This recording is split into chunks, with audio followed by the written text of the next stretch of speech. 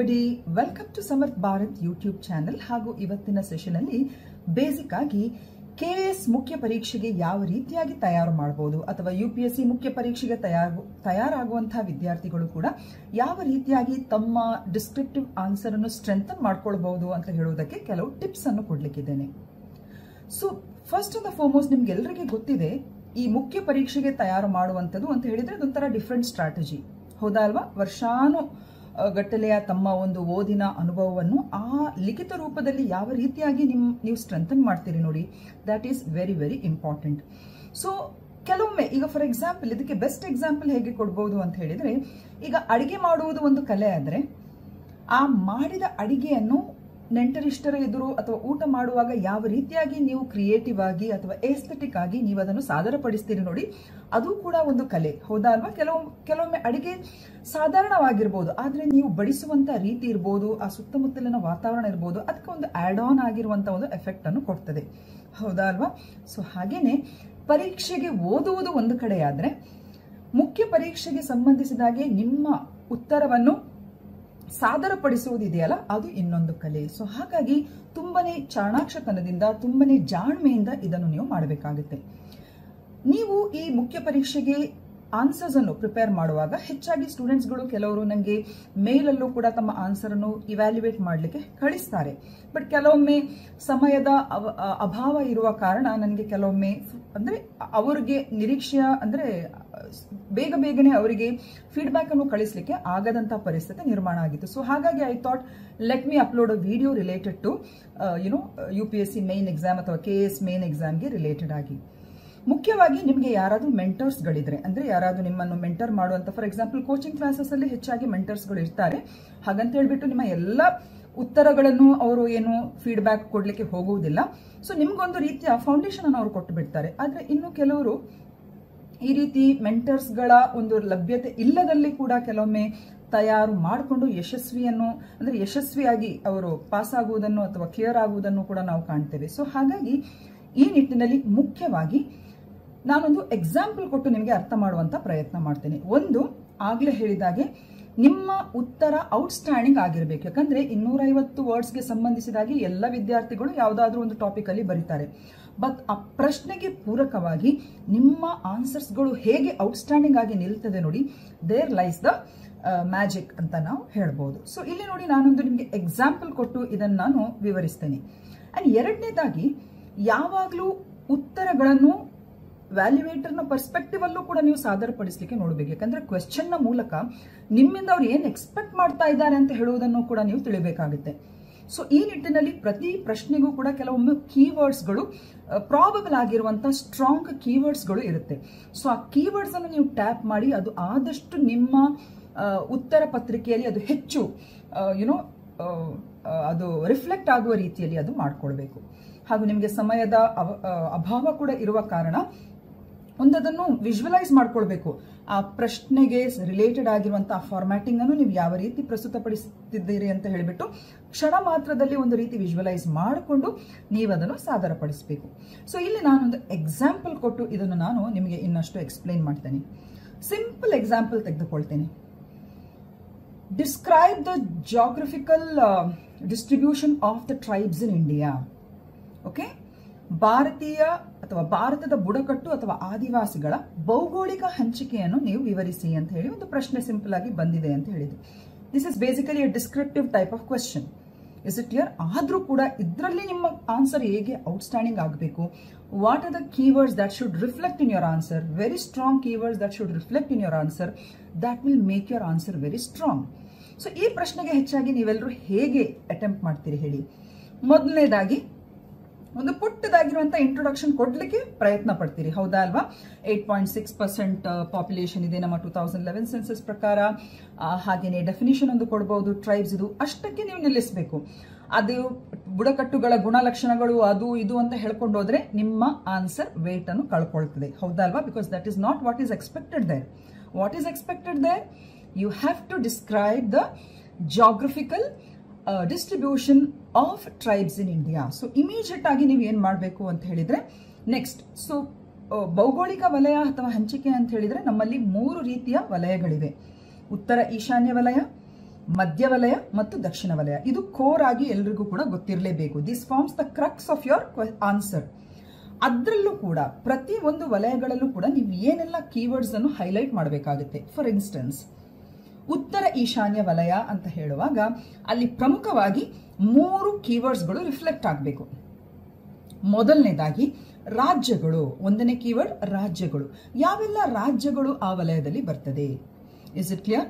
ಈಗ ಉತ್ತರ ಈಶಾನ್ಯ ಅಂತ ಹೇಳಿದ್ರೆ ನಾಗಾಲ್ಯಾಂಡ್, ಆಸಾಂ, ಸಿಕ್ಕಿಂ, ಮೇಘಾಲಯ, ಹೌದಲ್ವಾ? ಆ ಎಲ್ಲ ಉತ್ತರ ಈಶಾನ್ಯ ಭಾಗದ ರಾಜ್ಯಗಳ ಹೆಸರಲ್ಲಿ ನಮೂದಿಸಬೇಕು.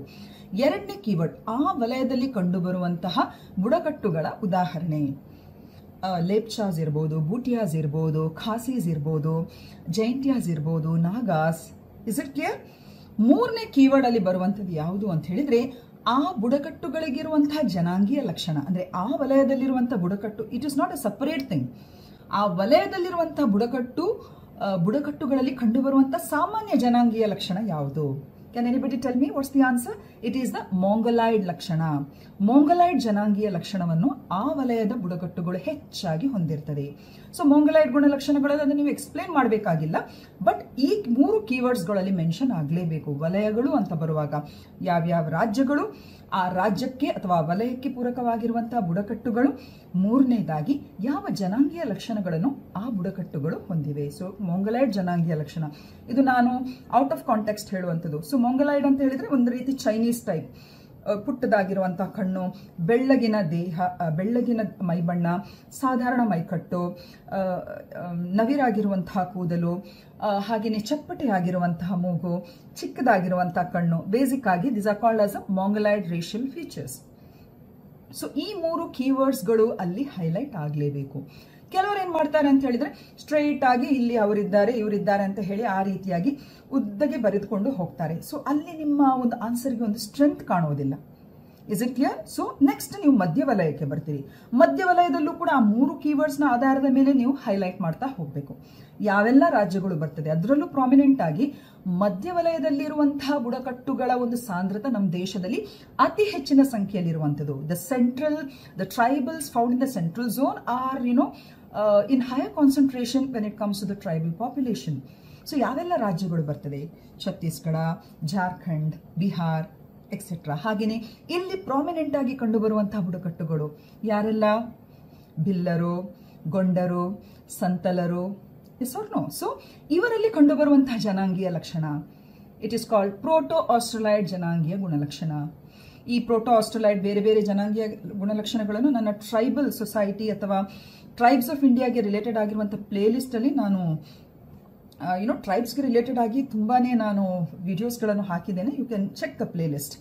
ಹಾಗೆಯೇ ಮಧ್ಯಭಾಗಕ್ಕೆ ಬನ್ನಿ, ದಕ್ಷಿಣ ವಲಯಕ್ಕೆ ಬನ್ನಿ. ದಕ್ಷಿಣ ವಲಯದಲ್ಲಿ ಬರುವಾಗ ಅಗೇನ್ ಯಾವ್ಯಾವ ರಾಜ್ಯಗಳು? ಸೊ ದಕ್ಷಿಣ ವಲಯದಲ್ಲಿ ನೀವು ನಮ್ಮ ದ್ವೀಪ ಸಮೂಹಗಳಾದ ಅಂಡಮಾನ್ ಮತ್ತು ಲಕ್ಷದ್ವೀಪ ದ್ವೀಪ ಸಮೂಹದ ಬುಡಕಟ್ಟುಗಳು ಕೂಡ ಆ ವಲಯದಲ್ಲಿ ಸೇರ್ಕೊಳ್ತಾರೆ. ಸೊ ಅಲ್ಲಿ ಯಾವ್ಯಾವ ರಾಜ್ಯಗಳು ಬರ್ತದೆ, ಯಾವೆಲ್ಲ ಉದಾಹರಣೆಗಳನ್ನು ನೀವು ಕೊಡಬಹುದು?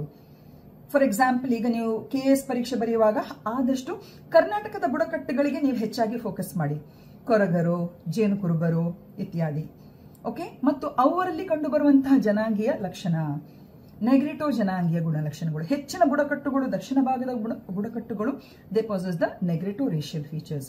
ಸೊ ರೇಷಿಯಲ್ ಫೀಚರ್ಸ್, ಹಾಗೆಯೇ ಅದಕ್ಕೆ ಸಂಬಂಧಿಸಿದ ರಾಜ್ಯಗಳು, ಹಾಗೆ ಆ ಒಂದು ವಲಯಕ್ಕೆ ಸಂಬಂಧಿಸಿದ ಬುಡಕಟ್ಟುಗಳನ್ನು ನೀವು ಹೈಲೈಟ್ ಮಾಡಿದಾಗ ವ್ಯಾಲ್ಯೂಯೇಟರ್ ಅಥವಾ ಇವ್ಯಾಲ್ಯೂಯೇಷನ್ ಮಾಡುವವರಿಗೆ ಏನು ಒಂದು ಮೆಸೇಜ್ ಸಿಗ್ತದೆ ಅಂತ ಹೇಳಿದ್ರೆ, ಈ ವ್ಯಕ್ತಿ ಅಥವಾ ಈ ಸ್ಟೂಡೆಂಟ್ಗೆ ಜಾಗ್ರಫಿಕಲ್ ಡಿಸ್ಟ್ರಿಬ್ಯೂಷನ್ ಟ್ರೈಬಲ್ಗೆ ರಿಲೇಟೆಡ್ ಆಗಿರುವ ಹಾಗೆ ಪರಿಪಕ್ವವಾದ ಮಾಹಿತಿ ಇದೆ ಅಂತ ಹೇಳಿ ಅದು ರಿಫ್ಲೆಕ್ಟ್ ಆಗ್ತದೆ. ಸೊ ಈ ರೀತಿ ನಿಮ್ಮ ಆನ್ಸರ್ಸ್ಗಳನ್ನು ನೀವು ಪ್ರೊಡ್ಯೂಸ್ ಮಾಡ್ತಾ ಹೋಗಬೇಕು. ಸೊ ಇಲ್ಲೊಂದು ಸ್ಯಾಂಪಲ್ ಕೊಟ್ಟಿದ್ದೇನೆ, ವಿಡಿಯೋ ಆದ ತಕ್ಷಣ ಜಸ್ಟ್ ಆಗಿ ನೀವು ನೋಡಿ, ಇದರಿಂದ ನಿಮಗೆ ಸಹಾಯ ಆಗ್ಬೋದು. ಸೊ ಇದೇ ಪ್ಯಾಟರ್ನ್ ಅಲ್ಲಿ ಆಲ್ವೇಸ್ ಅಂಡರ್ಸ್ಟ್ಯಾಂಡ್ ದ ಕ್ವೆಶ್ಚನ್. ಕೆಲವೊಮ್ಮೆ ನಾನು ನಮ್ಮ ಸ್ಟೂಡೆಂಟ್ಸ್ಗಳ ಈಗ ಸೆಮಿಸ್ಟರ್ ಎಕ್ಸಾಮ್ಸ್ಗಳನ್ನು ನಾವು ವ್ಯಾಲ್ಯೂಯೇಷನ್ ಮಾಡುವಾಗಲೂ ಕೂಡ ಕೆಲವು ಪೇಪರ್ಗಳನ್ನು ನೋಡುವಾಗಲೇ ಉಂಟಲ್ಲ, it is like so satisfying ಅಂತ ನಾವು ಹೇಳ್ಬೋದು. ಸೊ ಆ ರೀತಿಯ ಒಂದು ಏನು ಹೇಳೋದು, ಆ ರೀತಿಯ ಒಂದು ಫೀಲಿಂಗ್ ಆಗಬೇಕು ವ್ಯಾಲ್ಯೂಯೇಟರ್ಗೆ.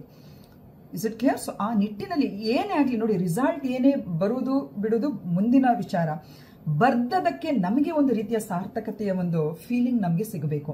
You should feel satisfied after finishing your papers. And I feel honestly saying, ನಾನು ನನ್ನ ಎಲ್ಲ ಪರೀಕ್ಷೆಗಳನ್ನು ಬರೆಯುವಾಗ I had the same feeling. And of course that help me probably to clear my exams also in a very effective manner.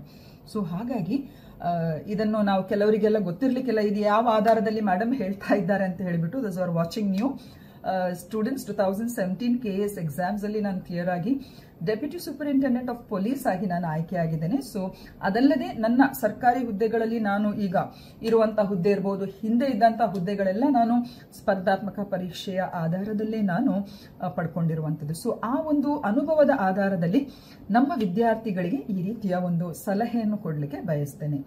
So kindly I hope so you understood what are the main aspects. So ಮುಖ್ಯವಾಗಿ ಪ್ರಶ್ನೆಯನ್ನು ಸರಿಯಾಗಿ ಓದ್ಕೊಳ್ಳಿ. ಹಾಗಂತ ಹೇಳ್ಬಿಟ್ಟು ಅದನ್ನು ಓದ್ತಾ ಇರೋದಂತಲ್ಲ, ಸರಿಯಾಗಿ ಅದನ್ನು ಫೋಕಸ್ ಇಟ್ಕೊಂಡು ಓದ್ಕೊಳ್ಳಿ. ಓದಿಕೊಂಡು ಆ ನಂತರ ಅದನ್ನು ಸರಿಯಾದ ರೀತಿಯಲ್ಲಿ ವ್ಯಾಲ್ಯೂಯೇಟರ್ನ ಇಂಟೆನ್ಷನ್ ಇಂದ ಅದು ಏನು ಎಕ್ಸ್ಪೆಕ್ಟ್ ಮಾಡ್ತಾ ಇದ್ದಾರೆ ಆ ಕ್ವೆಶ್ಚನ್ ಇಂದ ಅಂತ ಹೇಳಿ ಅದನ್ನು ಕೂಡ ಅರ್ಥ ಮಾಡ್ಕೊಳ್ಳಿ. ಸೊ ಈ ರೀತಿಯ ಒಂದು ಅರ್ಥೈಸುವಿಕೆಯಿಂದ ಮತ್ತು ನಿಮ್ಮ ಆನ್ಸರ್ನ ಪ್ರೆಸೆಂಟೇಷನ್ ಇಂದ ಖಂಡಿತವಾಗಿ ನಿಮ್ಮ ಮೇನ್ಸ್ ಪರೀಕ್ಷೆ ಉತ್ತಮ ರೀತಿಯಲ್ಲಿ ನಿಮಗೆ ಸಫಲತೆ ಪಡೀಲಿಕ್ಕೆ ಸಾಧ್ಯ ಆಗುತ್ತೆ. ಸೊ ಇಷ್ಟು ಹೇಳ್ತಾ thank you for watching and have a nice day. Take care.